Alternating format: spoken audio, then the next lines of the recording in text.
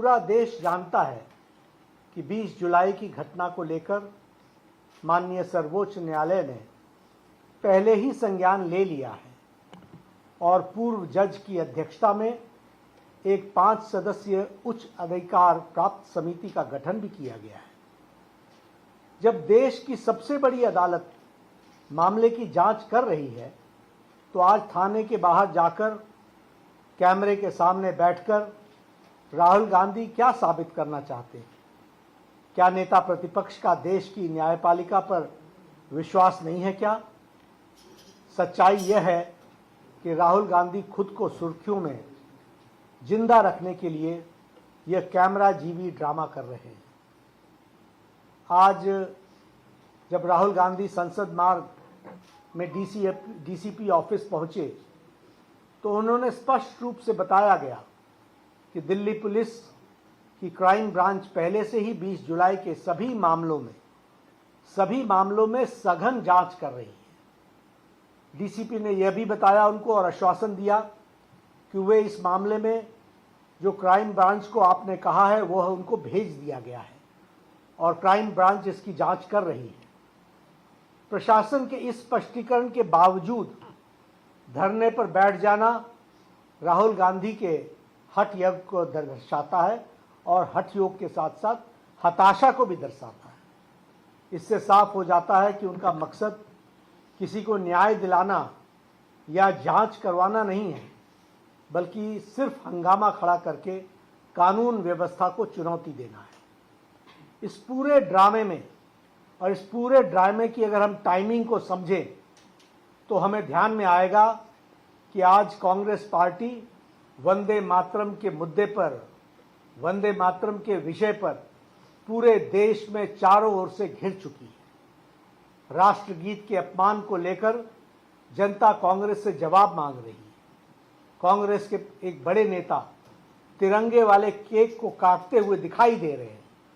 अपने इसी राष्ट्र विरोधी चेहरे को छिपाने के लिए और इस जो भारी फजीयत हुई है उससे ध्यान भटकाने के लिए राहुल गांधी ने आनन फानन में यह ध्यान भटकाने का यह नया ड्रामा रचा है। राहुल गांधी लोकतंत्र और बहस की बड़ी बड़ी बातें करते हैं, लेकिन जब देश के माननीय गृह मंत्री जी ने संसद में उन्हें सीधी चुनौती दी कि आइए संसद में बैठिए, संसद में चर्चा कीजिए, हम हर मुद्दे पर चर्चा करने के लिए तैयार हैं, तो वह पूरी की पूरी कांग्रेस पार्टी संसद की चर्चा से भाग खड़ी हुई। संसद के पटल पर जवाब देने की हिम्मत नहीं है, इसलिए सड़क पर बैठकर नौटंकी की जा रही है। आदरणीय प्रधानमंत्री श्री नरेंद्र मोदी जी के पहले ही उन्होंने कह दिया है कि कांग्रेस एक परजीवी पार्टी है। जो भी पार्टी कांग्रेस के साथ जुड़ती है उससे वो ताकत लेती है और उसी पार्टी को समाप्त कर देती है। अब कांग्रेस पार्टी बच्चों और छात्रों के भविष्य को भी खत्म करने पर आमदा है। भारतीय जनता पार्टी स्पष्ट करना चाहती है कि देश संविधान, कानून और न्यायिक प्रक्रियाओं से चलता है, न कि किसी परिवार के हठ योग या कैमरा के प्रति उनके प्रेम से चलता है। नहीं, राहुल गांधी को यह समझ लेना चाहिए कि जनता उनके इस हिट एंड रन वाले रवैये को और राजनीतिक पाखंड को भली भांति पहचान चुकी है। वह चाहे जितना ड्रामा कर लें, कांग्रेस अपने पापों और उसकी जवाबदेही से भाग नहीं सकती है। जनता उनसे जवाब मांग रही है और उनको जनता को जवाब देना पड़ेगा।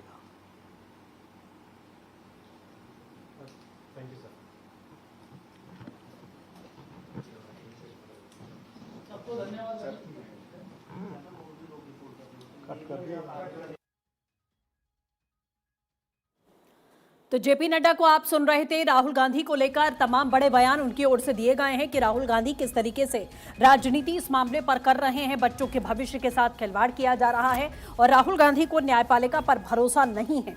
जिस तरीके से राहुल गांधी धरना दे रहे हैं, देखिए तमाम कार्यकर्ता भी थाने के बाहर जुट चुके हैं, जिसके बाद कहीं ना कहीं माहौल खराब होने की आशंका भी जताई जा रही है, जिस पर बीजेपी अब पूरी तरीके से हमलावर हो गई है कि राहुल गांधी सीधे सीधे नौटंकी कर रहे हैं। उनकी तरफ से साफ कहा गया, बच्चों का भविष्य खत्म करने पर कांग्रेस तुली हुई है और राहुल को न्यायपालिका पर भरोसा नहीं है। बीजेपी ने राहुल गांधी पर बड़ा हमला बोला है। जेपी नड्डा की तरफ से प्रेस कॉन्फ्रेंस की गई, बड़े बयान दिए गए। साफ कहा कि राहुल को फुटेज खाने की भूख है।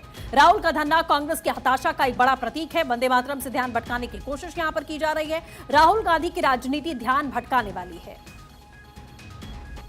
आज पूरा देश एक बार फिर से राहुल गांधी की उस सस्ती और ध्यान भटकाने वाली राजनीति का गवाह बन रही है, जिसका प्रदर्शन उन्होंने आज संसद मार्ग थाने के बाहर जो किया वो सबने देखा है।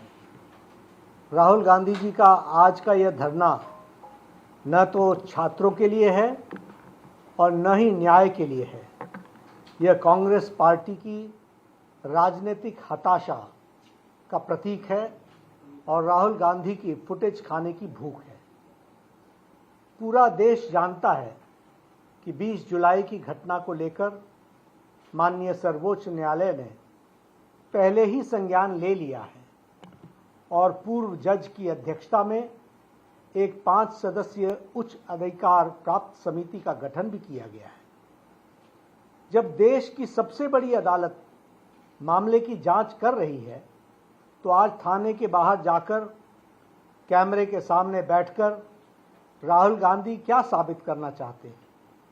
क्या नेता प्रतिपक्ष का देश की न्यायपालिका पर विश्वास नहीं है क्या? सच्चाई यह है कि राहुल गांधी खुद को सुर्खियों में जिंदा रखने के लिए यह कैमरा जीवी ड्रामा कर रहे हैं। आज जब राहुल गांधी संसद मार्ग में डीसीपी ऑफिस पहुंचे तो उन्होंने स्पष्ट रूप से बताया गया कि दिल्ली पुलिस की क्राइम ब्रांच पहले से ही 20 जुलाई के सभी मामलों में सघन जांच कर रही है।